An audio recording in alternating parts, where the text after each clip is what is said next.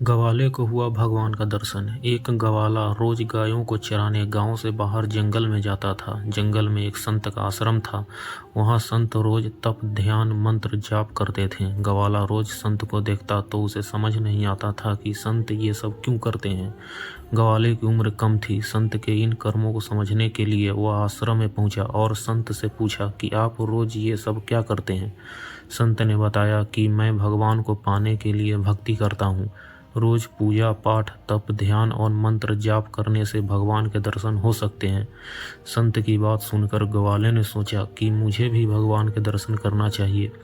यह सोचकर ग्वाला आश्रम से निकलकर एक सुनसान जगह पर पेड़ के नीचे एक पैर पर खड़े होकर तप करने लगा। कुछ देर बाद उसने सांस लेना भी बंद कर दिया। ग्वाले ने सोचा कि जब तक भगवान दर्शन नहीं देंगे मैं ऐसे ही रहूंगा। छोटे से भक्त की इतनी कठिन तपस्या से भगवान बहुत जल्दी प्रसन्न हो गए। वे ग्वाले के सामने प्रकट हुए और बोले कि पुत्र आंखें खोलो, मैं तुम्हारे सामने आ गया हूँ। ग्वाले ने आंखें खोले बिना ही पूछा कि आप कौन हैं। भगवान बोले कि मैं वही ईश्वर हूँ जिसके दर्शन के लिए तुम तप कर रहे हो। ये सुनकर ग्वाले ने आंखें खोल ली, लेकिन उसने ईश्वर को कभी नहीं देखा था।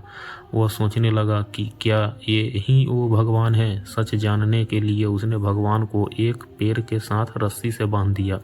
भगवान भी भक्त के हाथों बंध गए। ग्वाला तुरंत दौड़कर उस संत के आश्रम में पहुंच गया और पूरी बात बता दी। संत ये सब सुनकर हैरान थे। वे भी तुरंत ही ग्वाले के साथ उस जगह पर पहुंच गए। संत उस पेड़ के पास पहुंचे तो वहां कोई दिखाई नहीं दिया। भगवान सिर्फ ग्वाले को दिखाई दे रहे थे। संत ने बताया कि मुझे तो यहाँ कोई दिखाई नहीं दे रहा। तो ग्वाले ने भगवान से इसकी वजह पूछी। भगवान ने कहा कि मैं उन्हीं इंसानों को दर्शन देता हूँ जो निस्वार्थ भाव से मेरी भक्ति करते हैं।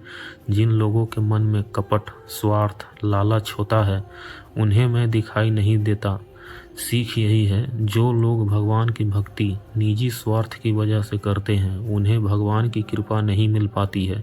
निस्वार्थ भाव से की गई भक्ति ही सफल होती है।